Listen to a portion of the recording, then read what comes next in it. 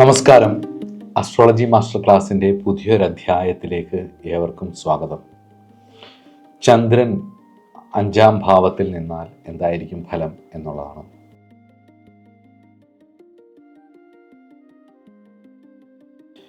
ഞാൻ 27 നക്ഷത്രത്തെക്കുറിച്ച് പറഞ്ഞിട്ടുണ്ട്.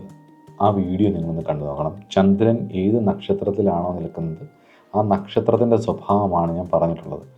ഇത് മനസ്സായതുകൊണ്ട് തന്നെ 5-ാം ഭാവത്തിൽ ചന്ദ്രൻ ഒരാൾ നിൽക്കുമ്പം ആ നക്ഷത്രമായിട്ട് ബന്ധപ്പെട്ടിട്ടുള്ള ഒരുപാട് നേച്ചർ ഇവർക്കുണ്ടാകും.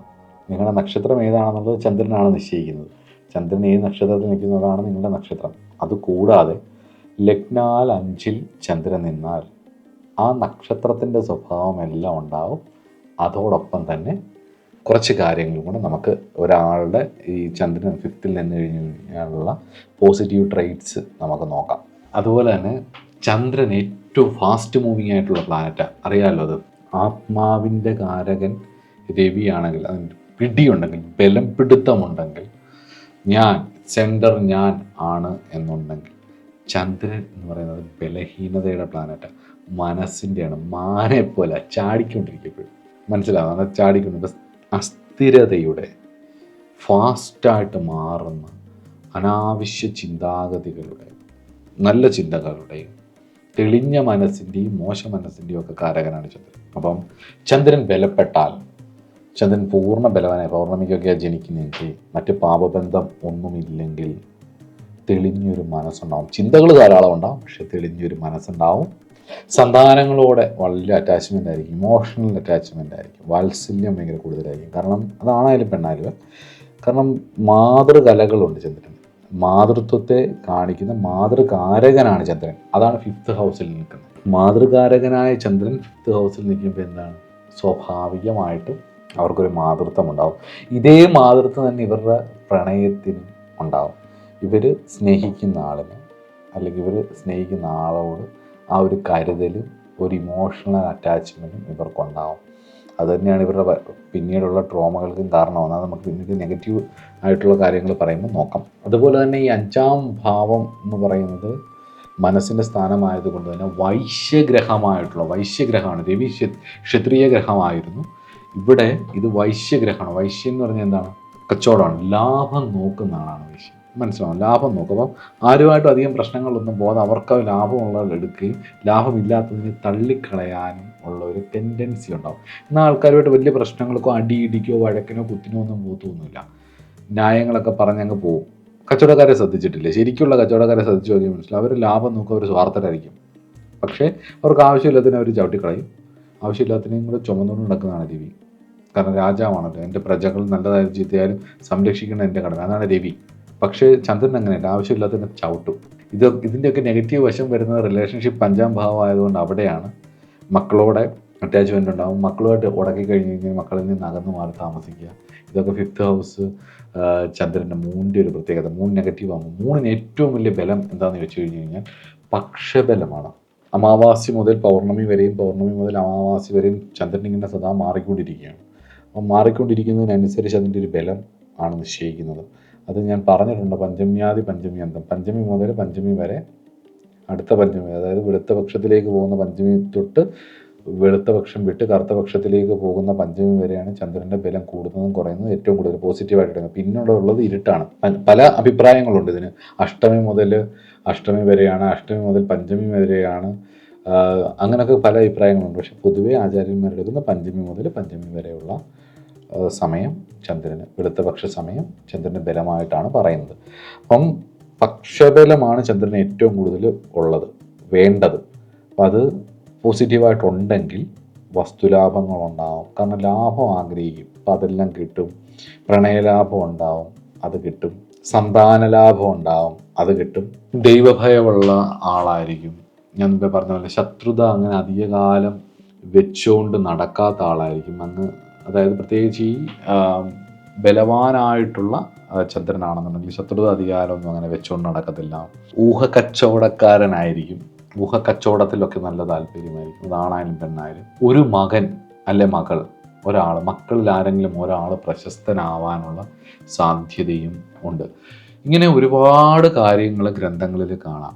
അപ്പോൾ എന്തായാലും നമുക്ക് പ്രധാനമായിട്ടും മൂണിൻ്റെ ഒരു പോസിറ്റീവ് ട്രൈറ്റ്സ് ഇതൊക്കെയാണ്. ഇനി നമുക്ക് ഒന്നുകൂടെ ഒന്ന് വിശദമായിട്ട് നോക്കിയാൽ ഇമോഷണൽ ഡെപ്ത്, മൂന്ന് ഇമോഷൻസിൻ്റെ ആളാണ്. 5th ഹൗസ് എന്ന് പറയുന്നത് മനസ്സിൻ്റെ സ്ഥാനമായതുകൊണ്ട് തന്നെ അവിടെ ഇമോഷൻസുമായിട്ട് കണക്റ്റഡ് ആയിട്ടുള്ള ഒരു പ്ലാനറ്റാണ് നിൽക്കുന്നത് എന്നുള്ളത് കൊണ്ട് തന്നെ ഇമോഷണൽ ഡെപ്ത് ഉണ്ടാവും. സെൻസിറ്റിവിറ്റിയുടെ ആളാണ്.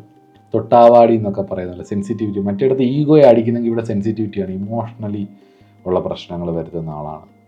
പെട്ടെന്ന് വരും, പെട്ടെന്ന് വിഷമം വരും, പെട്ടെന്ന് കരയും. അതുപോലെ തന്നെ ഇവരുടെ ഈ ഒരു ക്രിയേറ്റീവായിട്ടുള്ള കാര്യങ്ങൾ, ഇവരുടെ ഇമോഷണലായിട്ടുള്ള കാര്യങ്ങൾ പലപ്പോഴും മൂൺ ബലപ്പെട്ട് കഴിഞ്ഞാൽ അത് ഇവരുടെ ആർട്ടിസ്റ്റിക് സ്റ്റൈലിലേക്ക് കൊണ്ടുവിടും.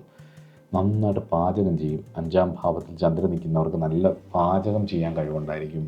അതുപോലെ തന്നെ അതിൻ്റെ ഒരു ഐഡിയ ഉണ്ടാവും, അവർക്ക് ഉള്ളിലൊരു ഐഡിയ ഉണ്ടാവും. അവർ അതിനകത്ത് പാചകം, ജലം, ഗാർഡനിങ് ഇങ്ങനെയൊക്കെയുള്ള വിഷയങ്ങളോടും പൂക്കൾ, പച്ചക്കറികൾ ഈ മാതിരി കാര്യങ്ങളോടൊക്കെ ഒരു പ്രത്യേക താല്പര്യം കാണും, ഒരു പ്രത്യേക ഇഷ്ടം കാണും. ആ ഒരു ഏരിയകളോടൊക്കെ ഇമോഷൻസിനെ ഇവർ എക്സ്പ്ലോർ ചെയ്യുന്ന ഇതിനോടൊക്കെ ഒരു സ്നേഹവും ഒരു തലോടലും കരുതലും ഒക്കെ ഉണ്ടാകും. അതുപോലെ തന്നെ 5th ഹൗസ് ചന്ദ്രൻ എന്ന് പറയുന്നത് അവരുടെ റൊമാൻറ്റിക് നേച്ചർ എന്ന് പറയാൻ ഏറ്റവും കൂടുതൽ അവർക്ക് ഇമോഷണൽ അവൈലബിലിറ്റിയാണ്. ഇവർക്ക് ഇവരുടെ പാർട്ട്ണറിന് എപ്പോഴും ഇവർക്ക് അവൈലബിൾ ആവണം. കുറച്ച് കൊഞ്ചിക്കുകയൊക്കെ വേണം, ഇവർക്ക് തിരിച്ച് കൊഞ്ചിക്കുകയും വേണം. അതാണ് 5th ഹൗസ് ചന്ദ്രൻ്റെ ഒരു പ്രത്യേകത.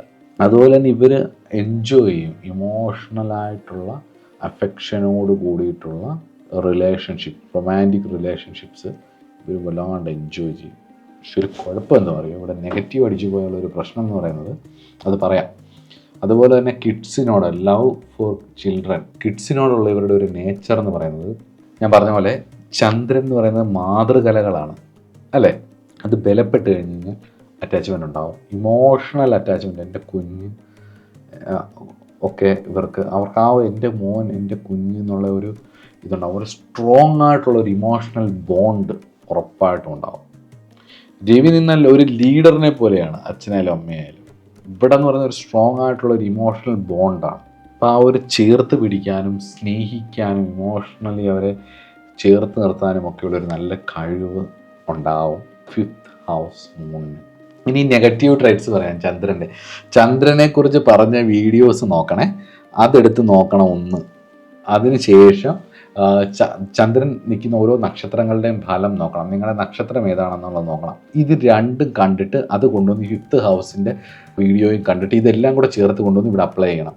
ഒന്നാമത്തെ നമ്പർ 1 5th ഹൗസ് മൂന്ന് തരുന്ന ഫസ്റ്റ് നെഗറ്റീവ് എന്ന് പറയുന്നത് മൂഡ് സ്വിങ്സ് ആണ്. ആങ്സൈറ്റി, ഓവർ തിങ്കിങ്, ചിന്തിച്ച് കൂട്ടി ലോകത്തില്ലാത്ത പല കാര്യങ്ങളെയും ചിന്തിച്ച് കൂട്ടി നല്ല അടിപൊളിയാക്കി തരും എന്നുള്ളതാണ് 5ാം ഭാവത്തിൽ ചന്ദ്രൻ്റെ വേറൊരു പ്രത്യേകത. നെഗറ്റീവായിട്ട് പറഞ്ഞാൽ ഇമോഷണൽ ഇൻസ്റ്റെബിലിറ്റി ആണ്. ഈ ഇമോഷണൽ ഇൻസ്റ്റെബിലിറ്റിയും അതുപോലെ തന്നെ നിങ്ങളുടെ ഇമോഷണലിയുള്ള ഓവർ റിയാക്ഷനും കാരണം നിങ്ങൾക്ക് സ്നേഹമുള്ളവർക്ക് പോലും നിങ്ങളോടൊരു താല്പര്യക്കുറവുണ്ടാവും. പെട്ടെന്ന് ചിരിക്കും, പെട്ടെന്ന് കരയും. ഒരു ടെൻഷൻ ബേബി അല്ലെങ്കിൽ ഒരു കംപ്ലൈൻറ്റ് ബോക്സ് എന്നുള്ള ഒരു ലെവലിലേക്ക് വരും. ഇവർ ഡിപ്രഷനിലേക്കൊക്കെ പെട്ടെന്ന് പോകും. പെടപ്പ് കൂടുതലായിരിക്കും. ഇവർ പിടയ്ക്കുന്നവരുടെ കൂടെ പോയാൽ ഇവരോട് നല്ല അറ്റാച്ച്മെൻ്റ് ഉള്ള ആൾക്കാരാണെന്നുണ്ടെങ്കിൽ അവരും പെട്ടെന്ന് പിടയ്ക്കും. കാരണം ഇതെന്തിനാ ഇത്രയും ടെൻഷൻ അടിക്കുന്നത്, ഇതിൻ്റെ ഇത്രയും ടെൻഷൻ അടിക്കേണ്ട ആവശ്യമുണ്ടോ എന്ന് നമ്മൾ ചോദിച്ചാൽ പോലും അത് ചോദിക്കുന്നവരുടെ പെട്ടെന്ന് കരഞ്ഞു കളയും. എന്നെ മനസ്സിലാവുന്നില്ലല്ലോ എന്നൊക്കെ പറഞ്ഞിട്ട്, എന്നെ നിനക്ക് മനസ്സിലാവുന്നില്ലല്ലേ, ഇയാൾക്ക് എന്നെ മനസ്സിലാവുന്നില്ല എന്നൊക്കെ പറഞ്ഞിട്ട് പെട്ടെന്ന് കരഞ്ഞു കളയും. ഇതൊക്കെ 5th ഹൗസ് മൂണിൻ്റെ ഇൻസ്റ്റെബിലിറ്റി, ഇമോഷണൽ ഇൻസ്റ്റെബിലിറ്റിയിൽ പെടുന്നതാണ്. ആങ്സൈറ്റി, മൂഡ് സ്വിങ്സ്, ഇതെല്ലാം ഇത്യാദി കാര്യങ്ങളെല്ലാം.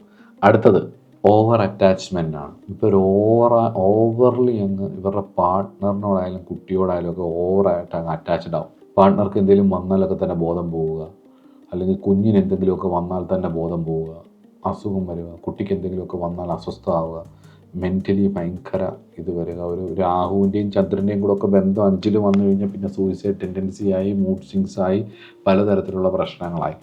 അതുപോലെ തന്നെ ഇവരുടെ ആ ഒരു ഇൻസെക്യൂരിറ്റിയെ കവർ ചെയ്യാൻ വേണ്ടിയിട്ട് ഇവർ കൂടുതലായിട്ട് ഇവരിലേക്ക് അടുക്കും. ഇവർ ഓവറായിട്ട് അറ്റാച്ച് ചെയ്യും, പുറകിൽ നിന്ന് മാറത്തില്ല, അങ്ങനെ നടന്നുകൊണ്ടിരിക്കും. പക്ഷേ അങ്ങനെ മനസ്സിലാക്കി ഇടപെടാൻ കഴിയുന്ന ഒരു തലത്തിലുള്ള ആളല്ലെങ്കിൽ ഒരു ഹ്യൂമൻ ക്വാളിറ്റിയുള്ള ആളല്ലെങ്കിൽ, അത് ആണായാലും പെണ്ണായാലും ആ ഒരു കമ്മിറ്റ്മെൻറ്റ് ഉള്ള ആളല്ലെങ്കിൽ, 5-ൽ വ്യാഴമോ അല്ലെങ്കിൽ അത്രയും ബലമുള്ള ഒരാളല്ലെന്നുണ്ടെന്നുണ്ടെങ്കിൽ നിങ്ങളുടെ റിലേഷൻഷിപ്പ് മിക്കപ്പോഴും പരാജയപ്പെടാനുള്ള സാധ്യത വളരെ കൂടുതലാണ്. ബ്രേക്കപ്പിലേക്ക് പോകാനുള്ള സാധ്യത വളരെ കൂടുതലാണ്. ലെറ്റിംഗ് ഗോയിലേക്ക് പോകാനുള്ള ഡിഫിക്കൽറ്റിയാണ് 5th ഹൗസ് മൂണിൻ്റെ വേറൊരു ദോഷവശം, ഒരു നെഗറ്റീവ് ട്രെയ്റ്റ്സ് എന്ന് പറയുന്നത്. അവർക്കൊരു വിഷയം വന്നു, ഒരു പ്രോബ്ലം വന്നു, ഒരു ബുദ്ധിമുട്ടുണ്ടായി, ഓക്കെ, ഉണ്ടായിക്കോട്ടെ. പക്ഷേ അതിൽ നിന്ന് കയറി വരാനുള്ള പാട് വളരെ കൂടുതലായിരിക്കും. ഈ 5ാം ഭാവത്തിൽ ചന്ദ്രൻ നിൽക്കുമ്പോൾ അയാളുടെ ജാതകത്തിൽ വ്യാഴത്തിന് ബലമില്ലെങ്കിൽ 5ാം ഭാവാധിപൻ നീചനായി പോവുകയും വ്യാഴത്തിന് ബലമില്ലാതെ പോവുകയും, അതായത് 2-ലോ 6-ലോ 8-ലോ 12-ലോ ഒക്കെ പോയി നിൽക്കുക, 5ാം ഭാവാധിപൻ നീചനായി പോവുക, 5-ൽ ചന്ദ്രൻ വരിക, രാഹുയോഗം വരിക, ഇങ്ങനെയൊക്കെ വന്നാൽ, എന്നിട്ട് അമാവാസിയുടെ അടുത്തൊക്കെയാണ് ജനിക്കുന്നതെങ്കിൽ നക്ഷത്രാധിപന് ബലമില്ല, ഇങ്ങനെ ഒരുപാട് മാനദണ്ഡങ്ങൾ വന്നു കഴിഞ്ഞ് കഴിഞ്ഞാൽ ഇവർക്ക് ഒന്നിലും ഒരു തൃപ്തി ഉണ്ടാവില്ല, ഒരു വിഷയത്തിനും തൃപ്തി ഉണ്ടാവില്ല. ഈവൻ റിലേഷൻഷിപ്പ് ആണെങ്കിൽ പോലും അങ്ങ് ഓവറായിട്ട് കൊണ്ടുവന്ന് കുടഞ്ഞിടും. ഭയങ്കര സ്നേഹമായിരിക്കും, ഭയങ്കര സ്നേഹവും ഭയങ്കര അടുപ്പവും ഒക്കെ ആയിരിക്കും. പക്ഷെ കുറച്ച് കഴിയുമ്പോൾ ഇവർക്കൊരു വാലിഡേഷൻ വേണം. അപ്പോൾ ഇവർ ചന്ദ്രൻ പെട്ടെന്ന് മാറുന്ന, ഞാൻ പറഞ്ഞിട്ടുണ്ടല്ലോ, ചന്ദ്രൻ ഭയങ്കര സ്പീഡാണ്, ഭയങ്കര പെട്ടെന്ന് കരയും, പെട്ടെന്ന് ചിരിക്കും, ഇങ്ങനെയൊക്കെ. അപ്പോൾ എന്താ സംഭവിക്കുന്നതെന്ന് ചോദിച്ചു കഴിഞ്ഞ് കഴിഞ്ഞാൽ ഇവരുടെ ഇമോഷണൽ സെക്യൂരിറ്റി പ്രോപ്പർ ആവാത്തത് കൊണ്ട് തന്നെ ഒരു പുതിയ പുതിയ ചോയ്സുകളിലേക്ക് പോകും. സ്നേഹം നശിക്കും. ആ സ്നേഹം എന്ന് പറയുന്ന കാര്യം എവിടെയാണ് നശിക്കുന്നത് ചോദിച്ചു കഴിഞ്ഞാൽ ആ വൈശ്യ സ്വഭാവം, ചന്ദ്രൻ്റെ വൈശ്യ സ്വഭാവം പുറത്തേക്ക് വരും. വൈശ്യ സ്വഭാവം എന്ന് പറയും ലാഭം എന്താണ്? ഇമോഷണലി ആയിരിക്കാം, മെറ്റീരിയലി ആയിരിക്കാം, അവരുടെ മനസ്സിന് ആ തൃപ്തി കിട്ടുന്ന എന്താണോ അത്. അപ്പം അതാണ് നെഗറ്റീവ് ട്രൈറ്റ്സ്. അത് പക്ഷേ എല്ലായിടത്തും ആപ്ലിക്കബിൾ അല്ല കേട്ടോ. എല്ലാവരുടെയും ജാതകത്തിൽ 5 ചന്ദ്രൻ നിൽക്കുന്നു എന്ന് പറഞ്ഞിട്ട് അങ്ങനെ എടുത്ത് പറഞ്ഞു കളയരുത്. പല മാനദണ്ഡങ്ങൾ, 5ാം ഭാവാധിപൻ്റെ ബലക്ഷയം, 5ാം ഭാവാധിപൻ നീചനായി പോവുക, 5ാം ഭാവാധിപൻ്റെ, അതായത് പ്രത്യേകിച്ച് ചന്ദ്രൻ നിൽക്കുന്ന നക്ഷത്രത്തിൻ്റെ അധിപൻ നീചനായി പോവുക, അതേപോലെ തന്നെ ചന്ദ്രന് രാഹുയോഗം വരിക, അല്ല ചൊവ്വയുടെ യോഗം വരിക. അപ്പോൾ ആ ഒരു പിടപ്പ്, ടെൻഷൻ ഭയങ്കരമായിട്ട് കൂടും. അപ്പോൾ ഇങ്ങനെ വെപ്രാളം ഇങ്ങനെ കൂടിക്കൊണ്ടിരിക്കും, ഭയങ്കരമായിട്ട് കൂടും. അപ്പോൾ അവർക്കൊരു seeking validation for emotional security അവരിങ്ങനെ ശ്രമിച്ചുകൊണ്ടേയിരിക്കും. എല്ലായിടത്തും എല്ലാം തികഞ്ഞവരില്ലല്ലോ. അപ്പോൾ എല്ലാം തികഞ്ഞ് വരാൻ പറ്റില്ല. കാരണം മറ്റു കൂടുള്ള പാർട്ട്ണറായാലും അതൊരു വ്യക്തിയാണ്. അപ്പോൾ അത് കുറേ കാലം അതിനനുസരിച്ച് പോയില്ലെന്നുണ്ടെങ്കിൽ, കൃത്യമായിട്ടുള്ള ഈശ്വരീയ കാര്യങ്ങളിലൂടെ പോയി ഒരു തെളിച്ചം വരാത്ത ആൾക്കാരാണ് രണ്ടുപേരുന്നുണ്ടെങ്കിൽ, ഇടുങ്ങിയ ചിന്താഗതികളാണെങ്കിൽ, സാധാരണ രീതിയിലുള്ള ചിന്താഗതിയുള്ള ആളാണെങ്കിൽ, മറ്റു ഉപാസനകളൊന്നും ഇല്ലെങ്കിൽ, അവരവരെ തിരിച്ചറിയുന്നില്ലെങ്കിൽ, എൻ്റെ 5ൽ ചന്ദ്രനാണ് നിൽക്കുന്നത്, അതുകൊണ്ട് എനിക്ക് ഇന്ന വിഷയങ്ങളുണ്ടാവും, സോ അതിനനുസരിച്ച് എനിക്ക് മാറ്റം വരുത്തണം എന്ന് വിചാരിച്ച് സാധന ചെയ്യുന്ന ഒരാളല്ലെങ്കിൽ, ഒരു സാധാരണ ആളാണെങ്കിൽ എന്തായിരിക്കും സംഭവിക്കുക? നാച്ചുറലി ഇതിനു വേണ്ടി ശ്രമിക്കും, കുറച്ച് കഴിയുമ്പോൾ മടുക്കും, അലമ്പുണ്ടാവും, പുതിയ ചോയ്സുകളിലേക്ക് വരും, പ്രശ്നങ്ങൾ വരും, ബ്രേക്കപ്പ് വരും, ട്രോമ ഉണ്ടാവും. ആ ട്രോമയിൽ നിന്ന് മാറാൻ വേണ്ടി എന്ത് ചെയ്യും? അടുത്തടുത്ത ശ്രമങ്ങൾ നടത്തും. ചിലപ്പോൾ അത് കുട്ടികളുമായിട്ട് ചേരാതാവും, അച്ഛനുമായിട്ട് ചേരാതാവും, മക്കളുമായിട്ട് ആരുമായിട്ട് ഒരു ഇമോഷണൽ അറ്റാച്ച്മെൻറ്റിൽ ഇവരുടെ രീതിക്ക് അനുസരിച്ച് പോവാതാവും. എപ്പോഴും കംപ്ലയിൻറ്റ് ബോക്സ് ആയിക്കൊണ്ടേയിരിക്കും, കുറ്റം പറഞ്ഞുകൊണ്ടേയിരിക്കും, ഡിഫിക്കൽറ്റി ടു ലെറ്റിംഗ് ഗോ. അതുകൊണ്ടൊരു പ്രശ്നം വന്നാൽ അതിൽ നിന്ന് കയറി വരാൻ പാടാതെ വരെ ഇവരതിനെ ശ്രമിച്ച് ലീഡിങ് ടു ഇമോഷണൽ സ്റ്റാഗ്നേഷൻ. അതിൽ കുടുങ്ങിപ്പോവും, കെട്ടിക്കിടക്കുന്ന പോലെ ആയിപ്പോവും, പുറത്ത് വരാൻ പറ്റില്ല. നമ്മൾ പറയത്തില്ല, എന്ത് ചെയ്തിട്ടും പുറത്ത് വരാൻ പറ്റുന്നില്ല, എന്ത് ചെയ്തിട്ടും സെറ്റാവാൻ പറ്റുന്നില്ല എന്നൊക്കെ. അതെല്ലാം ഈ 5ാം ഭാവത്തിൻ്റെ ഒരു പ്രത്യേകതയാണ്. 5ാം ഭാവത്തിൻ്റെ ബലം, വ്യാഴത്തിൻ്റെ ബലം, 5ാം ഭാവത്തിൽ ചന്ദ്രൻ നിന്നാൽ ചന്ദ്രൻ നിൽക്കുന്ന നക്ഷത്രത്തിൻ്റെ അധിപൻ്റെ ബലം, ഇത്രയും കാര്യങ്ങൾ.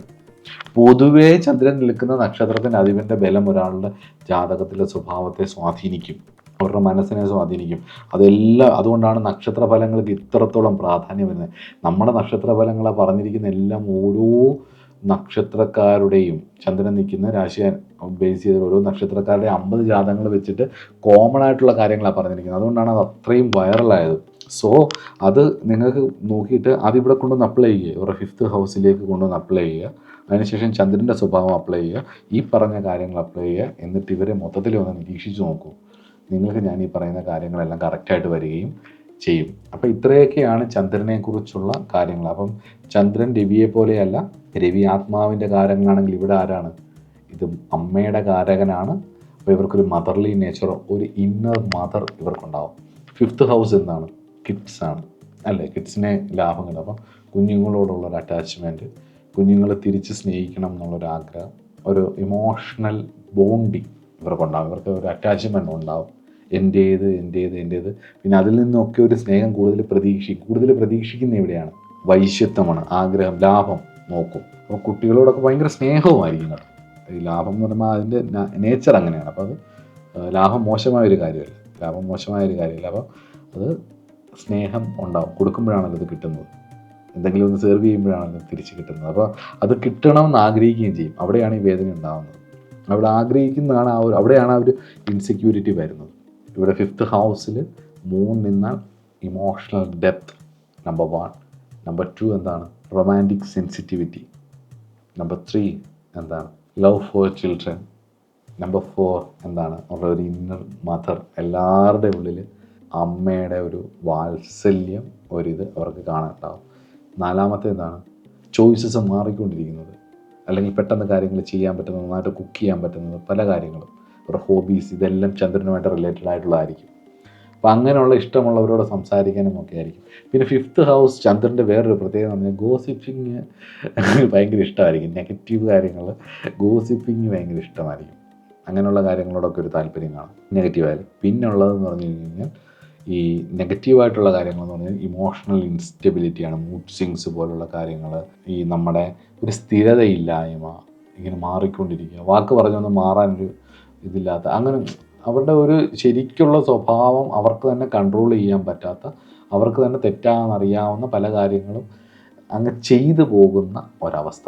പിന്നെ ഓവറായിട്ടുള്ള അറ്റാച്ച്മെൻറ്റ് പലതിനോടും ഉള്ളത്, അതാ ഇമോഷണൽ സെക്യൂരിറ്റിക്ക് വേണ്ടിയിട്ട് പലതിലേക്കും അറ്റാച്ച്ഡായിട്ട് വൻ ക്ഷോഭങ്ങളിലേക്ക് വീണു പോകുന്ന അവസ്ഥ. പിന്നുള്ളതെന്ന് പറയുന്നത് ഈ ഡിഫിക്കൽറ്റി ലെറ്റിംഗ് ഗോ. നമുക്ക് ഇമോഷണലായിട്ട് ഒരുപാട് വേദനിപ്പിക്കുന്ന വിഷയങ്ങളിൽ നിന്നും ലെറ്റ് ഗോ അടിച്ച് പോവാൻ പറ്റാത്ത അവസ്ഥ.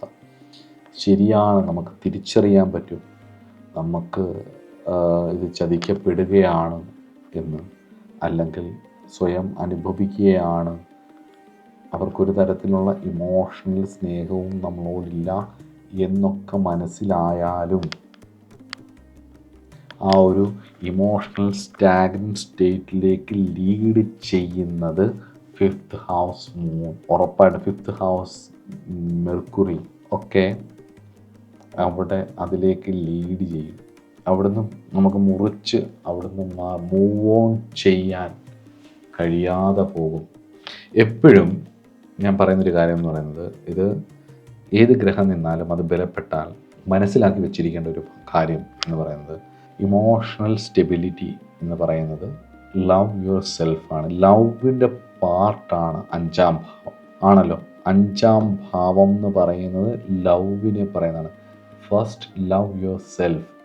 നിങ്ങൾക്ക് നിങ്ങളെ സ്നേഹിക്കാൻ കഴിയാത്തിടത്തോളം കാലം നിങ്ങൾക്ക് ആത്മാർത്ഥമായി വേറൊരാളെ സ്നേഹിക്കാൻ കഴിയില്ല. കാരണം വെച്ചാൽ 5th ഹൗസ് എന്ന് പറയുന്നത് സബ് കോൺഷ്യസ് മൈൻഡാണ്, ഉപബോധ മനസ്സാണ്, പ്രജ്ഞയും മേധയും വിവേകശക്തി അടക്കം സർവ്വതും. ആർട്ടിസ്റ്റിക് ആണെങ്കിൽ ഇതെല്ലാം ഉള്ളിൽ ഉള്ള വിസ്താരത്തിൻ്റെ ബാഹ്യാവിഷ്കാരമാണ്, റിഫ്ലക്ഷനാണ്. മനസ്സിൽ എത്രത്തോളം സ്നേഹമുണ്ടോ, നിങ്ങളെ എത്രത്തോളം അറിയുന്നു, എത്രത്തോളം സ്നേഹിക്കുന്നു, അതിനനുസരിച്ച് വേറൊരാൾക്ക് ആ സ്നേഹം തിരിച്ചറിയാൻ പറ്റും. അത് ആത്മാവിൽ നിന്നും ആത്മാവിലേക്കുള്ള ഒരു യാത്രയാണ്. അത് ലോജിക്കല്ല. ലോജിക്കൽ പ്രണയങ്ങളെല്ലാം 3ാം ഭാവമാണ്. 3, 7 ഒക്കെയാണ് ഇതിൻ്റെ കണക്ഷൻ വരുന്നത്. അത് മെറ്റീരിയലായിട്ടുള്ള കാര്യങ്ങൾ ബേസ് ചെയ്തിട്ടാണ്. നമ്മൾ ഇന്നത്തെ കാലത്തെ വിവാഹാലോചന പോലെയാണ്. പ്രണയത്തെക്കുറിച്ചൊക്കെ എല്ലാവരും വാചാലരാകും. പക്ഷെ കല്യാണം കഴിക്കണമെന്നുണ്ടെങ്കിൽ സെയിം ജാതി ആയിരിക്കണം, സെയിം മതമായിരിക്കണം, അല്ലെങ്കിൽ കാശുള്ള ആളായിരിക്കണം. സെയിം ജാതി മതം ആയാലും മാത്രം പോരാ. ഇതിപ്പോൾ ഇതൊന്നും അല്ലെങ്കിൽ പോലും കാശും നല്ല ജോലിയും ഉണ്ടെന്നുണ്ടെങ്കിൽ ഉറപ്പിക്കും. സ്നേഹിക്കപ്പെടണോ സ്നേഹിക്കും, ഇതൊന്നും അല്ല വിഷയം. അതൊക്കെ പിന്നെ സ്നേഹവും കാര്യങ്ങളൊക്കെ മര്യാദയ്ക്ക് ജീവിക്കുമ്പോൾ ഉണ്ടായിക്കോളും എന്നാണ് പഠിച്ചു വെച്ചിരിക്കുന്നത്. അത് 3+7 ആണ്. 3ാം ഭാവവും 7ാം ഭാവമാണ്. അത് അവിടെ അങ്ങനെയാണ് ബന്ധപ്പെടുന്നത്. അത് അവിടെ മെറ്റീരിയലായിട്ടുള്ള കാര്യങ്ങളാണ്. പക്ഷേ 5th ഹൗസ് 11th ഹൗസ് എന്ന് പറയുന്നത്, ഈ രണ്ടും എന്ന് പറയുന്നത് ആന്തരികമാണ്. ആന്തരികമായിട്ടുള്ള കാര്യമാണ്. അതിന് ആ ആന്തരികമായിട്ടുള്ള അനുഭവം നിങ്ങൾക്ക് കിട്ടണമെങ്കിൽ എന്ത് ചെയ്യണം? ആദ്യം നിങ്ങൾ നിങ്ങളെ സ്നേഹിക്കണം. ലവ് യുവർ സെൽഫ്, അതായത് നമ്മളുടെ ഉള്ളിലേക്കുള്ള നോട്ടം. അതുകൊണ്ടാണ് ഈ ഭാവത്തിനും ഉപാസനയുമായിട്ട് ബന്ധം വരുന്നത്. ഉപാസന എന്ന് പറയുന്ന വാസ്തവത്തിൽ എന്താണ്, നമ്മളെ തിരിച്ചറിയാൻ വേണ്ടിയിട്ടുള്ള യാത്രയാണ്. നമ്മൾ നമ്മളോട് ചേർന്നിരിക്കുക എന്നുള്ള, നമ്മൾ ശരിക്കും എന്താണ് പ്രേമസ്വരൂപനായിരിക്കുന്ന ഈശ്വരനിലേക്ക് ചേർന്ന് നിൽക്കുമ്പോൾ എന്താണ്, ഭക്തിയോടുകൂടി പ്രേമസ്വരൂപനായിട്ടുള്ള ഈശ്വരനോട് ചേർന്നിരിക്കുമ്പോൾ എന്താണ്, നമ്മൾ പ്രേമസ്വരൂപനാണെന്ന് തിരിച്ചറിയുകയല്ലേ ചെയ്യുന്നത്. അപ്പോൾ ഈ 5-ാം ഭാവത്തിന് ഉപാസനാഭാവവുമായിട്ട് ബന്ധം വന്നതിൻ്റെ കാരണം നമ്മളെ തിരിച്ചറിയണം. അങ്ങനെ നമ്മളെ തിരിച്ചറിയുന്ന ഒരു രീതിയിലാണ് നമ്മളൊരാളോട് സ്നേഹം വരുന്നത്, അല്ലെങ്കിൽ നമ്മളൊരു പാർട്ട്ണറിനോടൊരു ഇമോഷണൽ കണക്ഷൻ വരുന്നത്, നമ്മുടെ കിഡ്സിനോട് നമുക്കൊരു ഇമോഷണൽ കണക്ഷൻ വരുന്നത്, നമ്മുടെ ആർട്ടിനോട് നമുക്കൊരു ഇമോഷണൽ കണക്ഷൻ വരുമ്പോൾ നമ്മളെങ്ങനെയായിരിക്കും അതിനെ റെസ്പോണ്ട് ചെയ്യുന്നത്? വ്യത്യസ്തമായിരിക്കും. ഉറപ്പായിട്ടും ഇതൊന്നും ഇല്ലാത്തൊരാൾ ഇതിങ്ങനെ ചിന്തിക്കുന്ന ആളും തമ്മിലുള്ള അതിൻ്റെ ഒരു ഔട്ട്പുട്ട് എന്ന് പറഞ്ഞാൽ ഭയങ്കര വ്യത്യാസമായിരിക്കും. ഒരു സംശയമില്ലാത്ത കാര്യമാണ്. ഇപ്പോൾ ഇമോഷണൽ ഇൻസ്റ്റെബിലിറ്റി വരും. ഇപ്പോൾ 5-ാം ഭാവത്തിൽ മൂഡ് നിൽക്കുമ്പോൾ മൂഡ് സ്വിങ്സ് ഉണ്ടാകുമെന്ന് തിരിച്ചറിഞ്ഞു കഴിഞ്ഞാൽ എന്തറിയും, അതിനനുസരിച്ച് ഈശ്വരനോട് അടുക്കം വരും. ഈ മൂഡ് സ്വിങ്സൊക്കെ ആരുടെ കൂടെ ഇരുന്ന് തന്നെ തീർക്കും, നമ്മുടെ കൂടെ ഇരുന്ന് തീർക്കും. അപ്പോൾ നമ്മളോട് ആരുണ്ടാവും? ഈശ്വരനുണ്ടാവും. തേരാളിയായിട്ട് അർജുനൻ്റെ കൂടെ കൃഷ്ണൻ ഉണ്ടായതുപോലെ നമ്മുടെ ഉപാസനാമൂർത്തി നമ്മുടെ കൂടെ ഉണ്ടാവും. ഇങ്ങനെ ഓരോ ഭാവത്തിൽ ഓരോ ഗ്രഹങ്ങൾ നിൽക്കുമ്പോൾ ഉണ്ടാകുന്ന നമ്മുടെ ക്യാരക്ടറിസ്റ്റിക്സ് ആക്ച്വലി കർമ്മഫലം, സോളിൻ്റെ കർമ്മഫലത്തിനനുസരിച്ചാണ് ഇതിൻ്റെ വാസനകളെല്ലാം കാണിച്ചു തരുന്നത്. അപ്പോൾ അതിനനുസരിച്ച് നമ്മളെതിരെ നീന്തുകയും ചിലത് ആസ്വദിക്കുകയും ചിലത് ദുഃഖമായിട്ട് വരുന്നതൊക്കെ ഒരു ക്ലെൻസിങ്ങിൻ്റെ ഭാഗമാണ്. ഇതെല്ലാം മനസ്സിലാക്കി മുന്നോട്ട് പോവുകയും ചെയ്തു കഴിഞ്ഞാൽ നമുക്ക് 5-ാം ഭാവത്തിലെ ഏറ്റവും പ്രധാനപ്പെട്ട കാര്യം മനസ്സമാധാനമാണ്.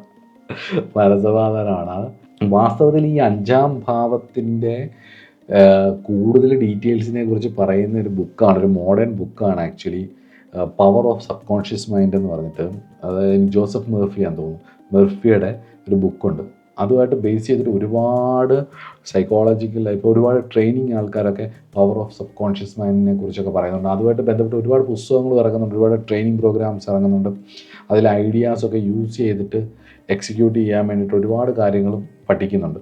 ആക്ച്വലി എന്തുകൊണ്ടാണ് അതങ്ങനെ പറയുന്നതെന്ന് ചോദിച്ചു കഴിഞ്ഞാൽ, ഇവിടെ ഈ 5-ാം ഭാവത്തെക്കുറിച്ച് പറയുന്നത് എന്തിനാണെന്ന് ചോദിച്ചാൽ, ഉപബോധ മനസ്സ്. നമ്മളോട് ഇരിക്കുമ്പോഴേ നമുക്ക് നമ്മളെ മനസ്സിലാവും.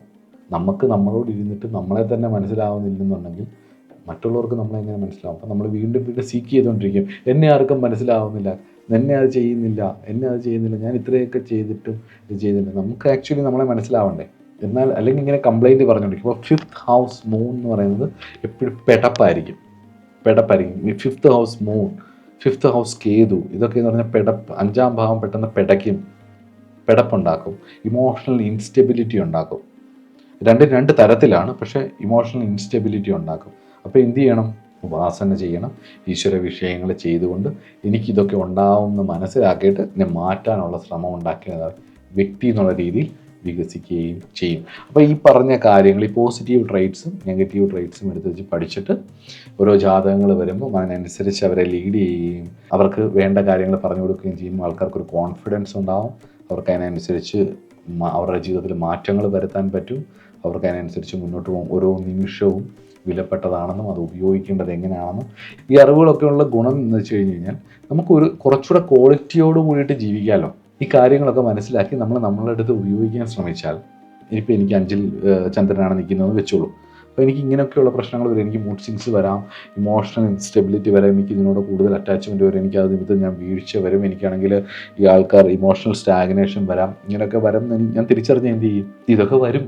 പക്ഷേ ഇതിൽ നിന്ന് പുറത്ത് കടക്കണമെന്നും ഇതൊക്കെ എനിക്ക് വരും എന്നുള്ളത് മനസ്സിലാക്കിയാൽ ഒരു കരുതൽ നമുക്കുണ്ടാവും. വരും എന്ന് പേടിക്കാനല്ല, ഒരു കരുതലുണ്ടാവും. വരാം, ചിലപ്പോൾ വരാതിരിക്കാം. ഭഗവാനെ ആശ്രയിച്ച് നമ്മൾ അതിനനുസരിച്ച് പോകാൻ ശ്രമിച്ചാൽ നമ്മളിലൊരു മാറ്റം വരും, ഒരു പരിണാമം വരും. അപ്പോൾ അതിനനുസരിച്ച് ഈ സിറ്റുവേഷനെല്ലാം നമുക്ക് ഹാൻഡിൽ ചെയ്യാനും പറ്റും. അപ്പോൾ അറിഞ്ഞിരിക്കുന്ന എപ്പോഴും എന്തിനു വേണ്ടിയിട്ടാണ്? ഹാൻഡിൽ ചെയ്യാൻ വേണ്ടി. ഒരു യാത്ര പോകുമ്പോൾ വഴി അറിയാമെങ്കിൽ എന്താണ് കുറച്ചുകൂടെ എളുപ്പമായിരിക്കും നമുക്ക് അവിടേക്ക് എത്താൻ. എല്ലാം കൊണ്ടും ലാഭമാണ്. സമയ ലാഭം, ടെൻഷൻ ലാഭം, എല്ലാം ലാഭമാണ്. അപ്പോൾ അതുപോലെയാണ് ഇങ്ങനെയുള്ള കാര്യങ്ങൾ മനസ്സിലാവും. അപ്പോൾ അസ്ട്രോളജി നമ്മളെ മോക്ഷത്തിലേക്ക് നയിക്കുന്ന ശാസ്ത്രമാണെന്ന് പറഞ്ഞാണ് ഞാൻ കഴിഞ്ഞ ക്ലാസ് തുടങ്ങിയത്. സ്വാഭാവികമായിട്ടും മൂൺ 5th ഹൗസിൽ നിൽക്കുമ്പോൾ ഇമോഷണൽ ഇൻസ്റ്റെബിലിറ്റി ഉണ്ടാവും. ഉറപ്പായിട്ടും അതിനെ ഓവർകം ചെയ്യാനുള്ള കാര്യങ്ങളും കൂടെ നമ്മൾ ചെയ്തോളണം. അപ്പോൾ അടുത്ത ക്ലാസ്സിൽ കാണാം. ആദിത്യം കഴിഞ്ഞ് സോമൻ കഴിഞ്ഞു. ഇനി നമുക്ക് മെർക്കുറി നോക്കാം, അല്ലെങ്കിൽ അങ്കാരകൻ നോക്കാം. അടുത്ത ക്ലാസ്സിൽ കാണാം. See you. നമസ്കാരം.